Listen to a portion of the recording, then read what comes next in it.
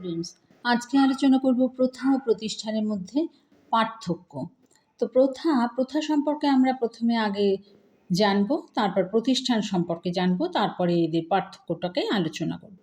তো প্রথা হচ্ছে সামাজিক রীতিনীতি ও আচরণ পদ্ধতির একটা জটিল সংগঠন। প্রতিটি সমাজে খাদ্য ও তার আচার ব্যবহার, বেশভূষা এই সম্পর্কে বেশ কিছু নিয়মকানুন থাকে।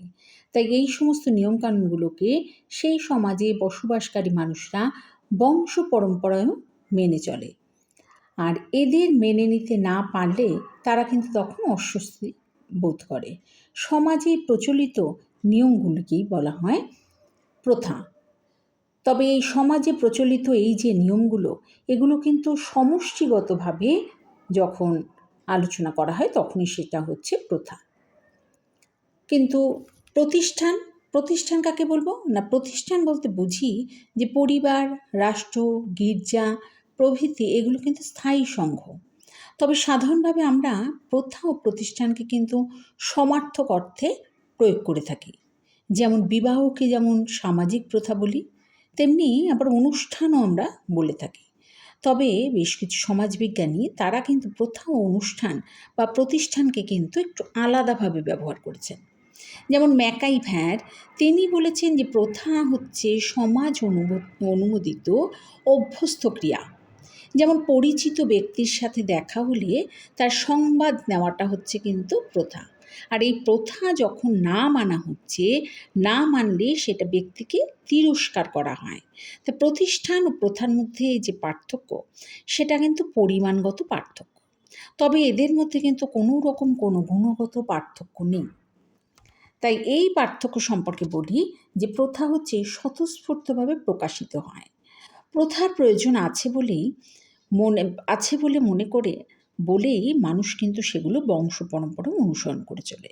প্রথা পালনে কোনো রকম কোনো বাধ্যবাধকতা থাকে না, কিন্তু অনুষ্ঠান বা প্রতিষ্ঠান এর কিন্তু নিজস্ব কিছু নিয়মকানুন থাকে এবং সেগুলো পালনে কিন্তু সে বাধ্য থাকে। সেটা যদি না করে তাকে কিন্তু শাস্তি পেতে হয়, কিন্তু প্রথা পালন না করলে ব্যক্তিকে শাস্তি কিন্তু পেতে হয় না। তাই এই গেল প্রথা ও প্রতিষ্ঠানের মধ্যে একটা পার্থক্য। এছাড়াও বলি যে প্রথার ব্যাপকতা কিন্তু অনেকটা কম, অনুষ্ঠান বা প্রতিষ্ঠানের ব্যাপকতা কিন্তু অনেকটা বেশি। কারণ প্রথা ব্যক্তিগত সম্পর্কের ক্ষেত্রে কিন্তু প্রয়োগ করা হয়,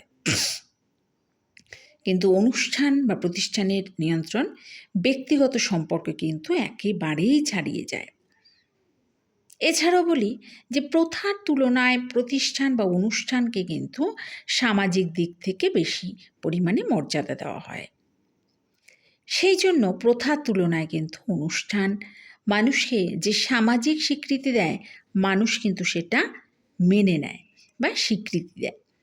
যেমন বিবাহের পূর্বে ছেলে মেয়েদের যে ঘনিষ্ঠতা সমাজ সেটা কিন্তু মেনে নেয় না, কিন্তু বিবাহ যখন হচ্ছে তখনই বিবাহরূপ অনুষ্ঠানের মাধ্যমে এদেরকে কিন্তু সামাজিক স্বীকৃতি দেওয়া হয় বা মানুষ সেটাকে কিন্তু গ্রহণ করে বা মেনে নেয়। এছাড়াও বলি যে প্রাচীন যুগে প্রথার মাধ্যমে কিন্তু মানুষকে সামাজিক শৃঙ্খলে বাঁধা হতো, কিন্তু বর্তমানের দিক থেকে বলি যে এই বর্তমান জটিল যুগে সামাজিক সংহতি স্থাপনের জন্য আইনের আশ্রয় গ্রহণ করতে হয়। তাই কিন্তু প্রথার গুরুত্ব অনেকটাই দিনে দিনে কিন্তু হ্রাস পাচ্ছে। তাই এই ছিল প্রথা ও প্রতিষ্ঠানের মধ্যে পার্থক্য। এটা হচ্ছে একটা বিশেষ টপিক, এটা সোশিওলজির এবং ফিলোসফির ক্ষেত্রে কাজে লাগবে।